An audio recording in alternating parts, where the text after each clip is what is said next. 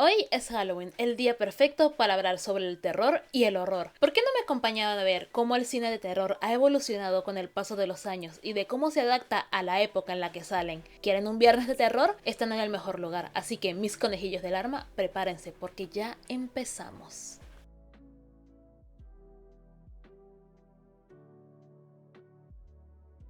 Dicen que el cine de terror no solo busca asustarnos, sino mostrarnos aquello que ya tememos. No es un género gratuito ni una simple excusa para gritar frente a una pantalla. El terror es, en realidad, un espejo torcido. Refleja las ansiedades colectivas, las heridas ocultas y los pecados que la sociedad no se atreve a confesar. Cambia con las décadas porque nosotros cambiamos. Las películas de terror evolucionan, mutan, se reinventan y en cada transformación queda grabada la sombra del tiempo que las vio nacer. El horror, en todas sus formas, funciona como un termómetro emocional de la humanidad. Lo que aterra a una generación puede parecer inofensivo a la siguiente, porque los miedos no son universales, son culturales, políticos e íntimos. Por eso, observar qué tipo de monstruos pueblan las pantallas de cada época es una forma de leer la historia. El terror es historia emocional. La historia escrita con sangre, gritos y silencio. Hoy, por ejemplo, abundan las escenas de parto en el cine de terror, mujeres que gritan en la penumbra, cuerpos que se desgarran, criaturas que nacen deformes o malditas.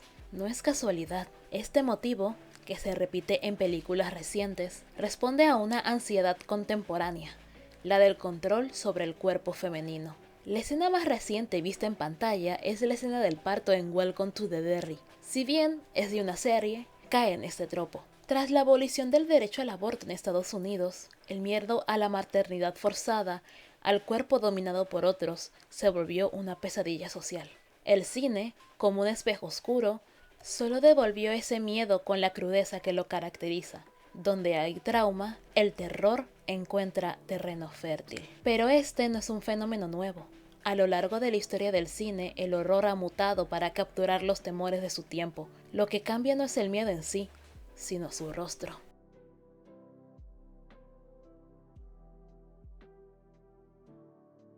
En los años 50, la humanidad vivía bajo la amenaza constante de una guerra nuclear. Las sirenas antiaéreas, las pruebas atómicas, la paranoia política, todo eso se filtró al cine. Nacieron los monstruos radioactivos, los mutantes, las criaturas imposibles. Godzilla de 1954 era algo más que un reptil gigante. Era la encarnación del trauma colectivo de Japón tras las bombas de Hiroshima y Nagasaki. La invasión de los usurpadores de cuerpos de 1956 hablaba del miedo a perder la identidad, a que los vecinos fueran otros, infiltrados comunistas, copias sin alma. El enemigo no tenía rostro humano, porque el miedo era invisible. La amenaza venía de fuera, del espacio exterior, del otro lado del mundo, del átomo. El horror de esa década era político, científico y social. Representaba la angustia de una civilización que había aprendido que podía destruirse a sí misma con solo presionar un botón.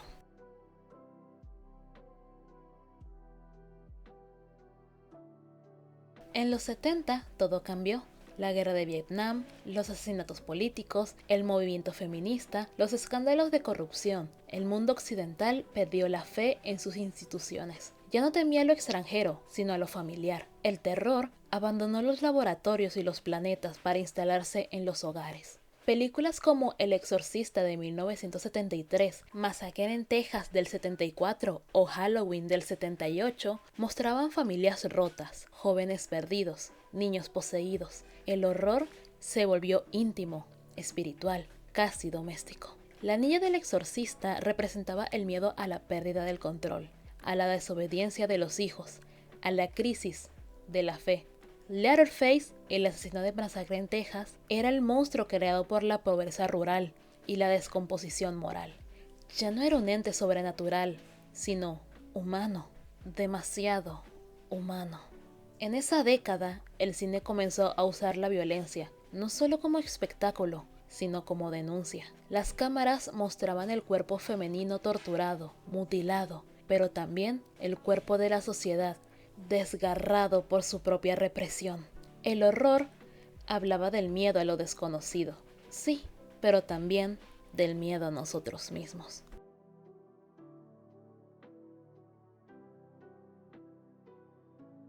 Y entonces llegaron los 80, la década del exceso y de los slashers. Las películas de adolescentes perseguidos por asesinos se convirtieron en una epidemia cultural. Viernes 13, Pesadilla en Elm Street, Halloween 2, Prom Night, una tras otra mostraban el mismo patrón. Jóvenes rebeldes, fiesta, sexo, drogas y un villano que los cazaba uno por uno. A simple vista podría parecer un entretenimiento morboso, una fórmula repetitiva para vender entradas. Pero detrás del cuchillo y la sangre se escondía una metáfora. Estados Unidos vivía bajo el gobierno de Ronald Reagan, una época de conservadurismo y represión moral. La generación anterior, la del movimiento hippie, había luchado por la libertad sexual, la experimentación y la paz. Pero ahora, esos ideales eran condenados por la nueva derecha cristiana. El mensaje era claro: los jóvenes que pecaban eran castigados. El villano encarnaba la moral punitiva del Estado. Los padres, la iglesia, cada muerte era una advertencia. Pero los adolescentes llenaban las salas igual. Se reconocían en los personajes. Sabían que el sistema los estaba cazando también. Por eso aplaudían a la Final Girl, la única sobreviviente, la chica que no bebía, no tenía sexo, no rompía las reglas. Ella era el símbolo de resistencia, pero también el producto mismo, del moralismo que mataba a los demás. El terror se convirtió en una guerra generacional proyectada en la pantalla grande. Lo más aterrador era que los espacios seguros, las casas, los campamentos y los colegios ya no eran seguros. El hogar dejó de ser un refugio, el mal estaba dentro. Lo que antes era un lugar de protección se volvió una trampa.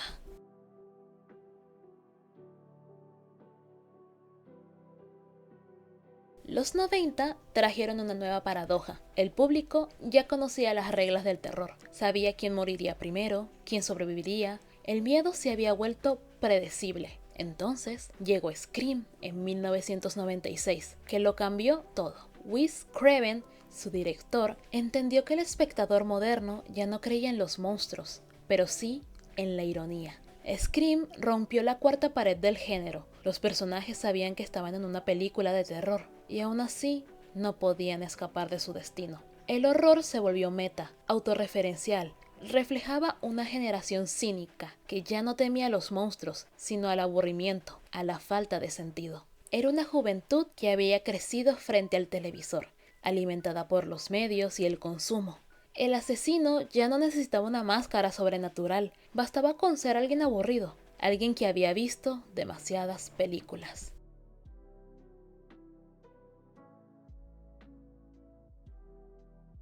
Con la llegada de un nuevo milenio, el terror se volvió más real que nunca. El 11 de septiembre del 2001 marcó un punto de inflexión. La amenaza volvió a ser externa, pero esta vez imposible de ver venir. El miedo al terrorismo, la vigilancia, la desinformación y la tecnología se mezclaron en el imaginario colectivo.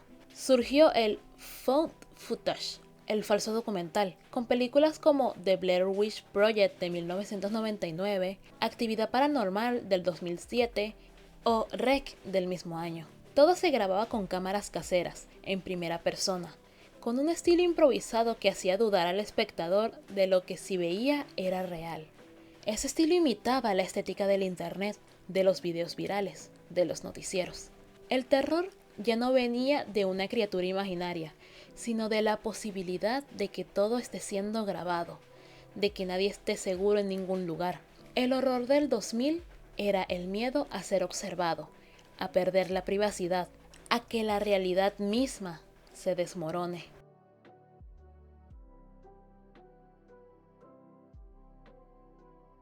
En el siglo XXI, el horror ha regresado a lo íntimo. Películas como El legado del diablo del 2018, Midsommar del 2019, Huye del 2017, Men del 2022 o La semilla del diablo del 2014 exploran la mente, la herencia familiar, el trauma, el cuerpo. El miedo se ha vuelto psicológico y social a la vez. Vivimos en una época de ansiedad colectiva. cambio climático, redes sociales, polarización política, vigilancia constante. El cuerpo se convirtió en el nuevo territorio político. Las mujeres en el cine de terror actual no son simples víctimas. Sus cuerpos encarnan la lucha entre el poder y la autonomía. La maternidad, la sexualidad, el dolor físico son metáforas del control social. La escena de parto ya no es solo horror biológico, sino horror político. El cine contemporáneo ha aprendido a usar el silencio, la tensión y la incomodidad emocional para retratar los miedos modernos. Ya no necesitamos monstruos gigantes ni casas embrujadas para sentir miedo. Basta con mirar dentro de nosotros mismos. El monstruo, esta vez, lleva nuestra cara.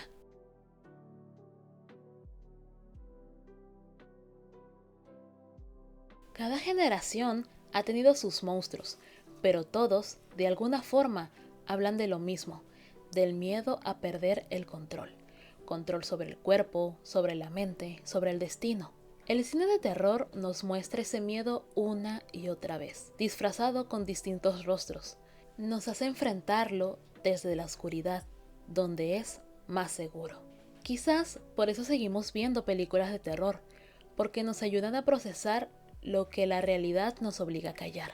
Ver morir a otros en pantalla nos da una falsa sensación de seguridad. Pensamos en, al menos no soy yo, pero en el fondo, lo que nos atrae es reconocer nuestra propia fragilidad. Los gritos que escuchamos desde la butaca son también los nuestros, amplificados. El terror es, en última instancia, una confesión colectiva, una forma de arte que se atreve a mirar lo que todos evitamos. En él mezclan la historia, la moral, la política y la emoción humana. Y, aunque cambien los monstruos, el mensaje siempre es el mismo. El miedo no se crea ni se destruye, solo se transforma. Cuando miramos atrás, vemos que cada época proyectó su sombra en la pantalla. En los 50, el miedo al enemigo comunista. En los 70, el miedo a la fe perdida.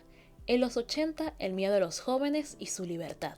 En los 2000, el miedo a ser visto. Y en la actualidad, el miedo a no poder decidir sobre uno mismo. El cine de terror, más que entretenimiento, es memoria. Nos recuerda lo que fuimos, lo que temimos, lo que aún nos aterra en silencio. Es la forma en la que la humanidad se mira al espejo cuando no se atreve a hablar.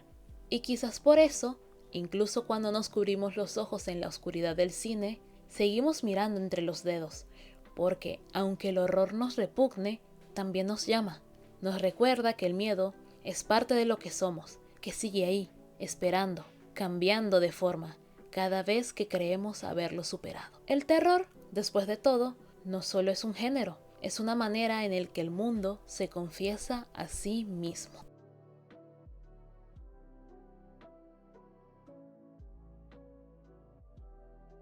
Sinceramente, a mí, por mucho que no lo parezca, me gustan mucho las pelis de terror, pero no me gusta verlas, porque mi pobre corazoncito a veces no los aguanta. Eso también me pasa con los videojuegos, igual con el horror. Yo soy una persona muy asquienta con la sangre, así que películas como Saw y derivados, pues las evito a toda costa. Lo cual es irónico tomando en cuenta que me compré toda la saga de Resident Evil porque es mi saga de videojuegos favorita. Pero me desvío del tema. El terror es algo que siempre me acompañó. ¿Cómo olvidar el día que estaba viendo El Títere con mi hermana y la muy cabrona vino a gritarme al oído? Ah, qué lindos recuerdos de la infancia. Y bueno, eso sería todo por el video de hoy, especial de Halloween. ¿Cuál es su película de terror y horror favorita? La mía sin duda es Los Otros, que si bien es más un thriller que una de terror, se volvió mi favorita después de verla una sola vez, junto con otras películas que tocan el tema de los demonios. Espero que les haya gustado este video, recuerden el like, suscribirse y demás. ¡Hasta luego! ¡Bye bye!